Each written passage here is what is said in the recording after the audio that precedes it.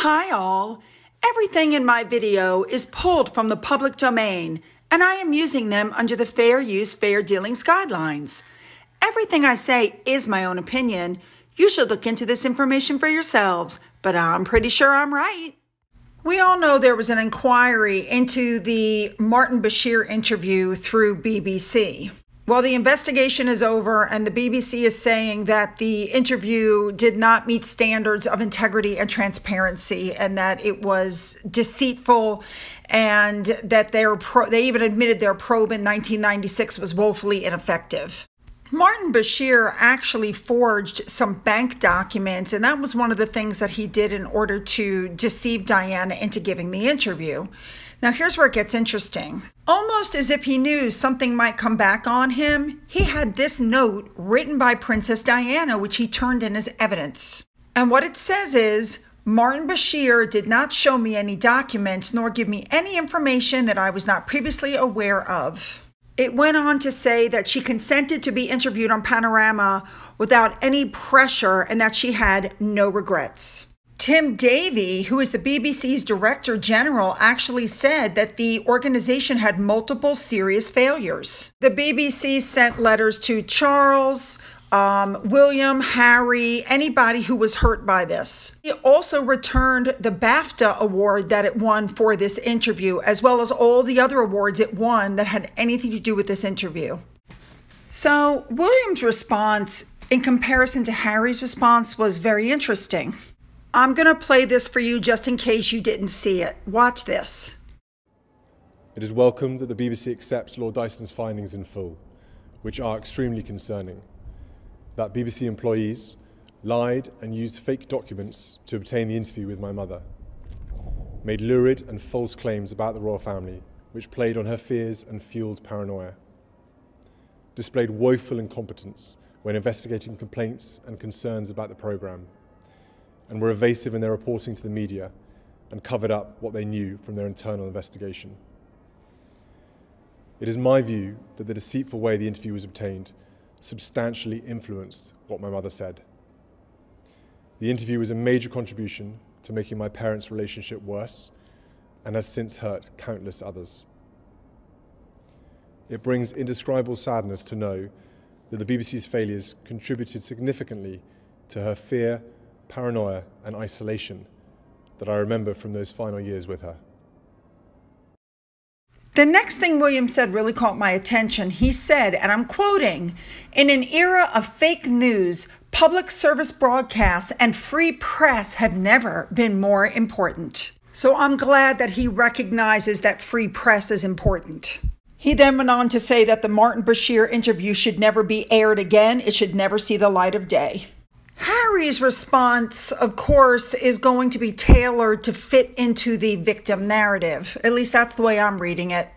Harry pointed out what a wonderful woman she was. She was dedicated to a life of service, etc., but then ended it by saying that what deeply concerns him is that practices like these, and even worse, are still widespread today. Then and now, it's bigger than one outlet, one network, or one publication. He stated that, quote, "Our mother lost her life because of this, and nothing has changed." Basically, he made it about his wife. He turned the whole thing into, again, victim narrative. And this came out just in time for the release of the Me You Can't See, that mental health special that Harry's working on. I did a previous video on it. Anyway, here we go. Instead of hippopotamus now, one of his first words was grandma, and it made him so sad. And of course, he wheeled out Archie for visual. Everybody come click so you can see my son. He also pushed the victim narrative, saying that his wife initially said she was going to kill herself right before the Royal Albert Hall. But she didn't, because she didn't want him to lose any more women in his life. Now that's a change from the last story we got. And don't forget, I did a video on that called Suicidal and the Palace Fights Back, if you want to go back and look at that. But this last headline was the one that really got me. The last thing, or one of the things Harry said, was that the royal family tried to smear Meghan, but once again gave no evidence, no ideas of how they're trying to smear her. He just, he makes these baseless allegations with no proof, and you guys should believe me, and it's more of the victim narrative, and my wife was crying in her pillow, and, I still want to make up with them, even though I'm attacking them. Same story, different day. Now, here's the thing that's getting me. He says, my mother lost her life over this, because Harry is claiming that it was because of this interview that Diana lost her HRH, and therefore they pulled the protection from her. Diana was offered security protection from the royal family, but she refused it. Now, she continued living at Kensington Palace after the divorce. She got $21 million in the divorce settlement, but she desperately wanted her freedom. So she refused to use royal security after the divorce. Instead, she chose to use police protection, but that was only when attending public events. The bodyguard said that he urged Diana not to give up the bodyguards, and said that the Queen might have been able to change Diana's mind, and which would have in turn saved her from the car accident. No matter how you look at it with this interview, the truth of the matter is she got into a car with a drunk driver who was speeding in a tunnel, and there had been an accident. It's horrible, but she was killed by a drunk driver. So in the end, Martin Bashir now his career is ruined, as it should be. They're looking into criminal charges. The BBC might be sued. I hope they are sued. I hope William and Harry get together and sue the pants off of them, not just because of the interview, but because back in 1995, they begged them to do an investigation, and they covered it up.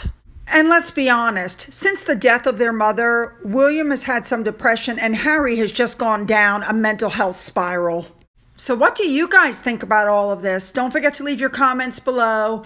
Don't forget to follow me on Twitter. Don't forget about that coffee fund. Don't forget to hit the subscribe button and the bell to be notified every time I upload something.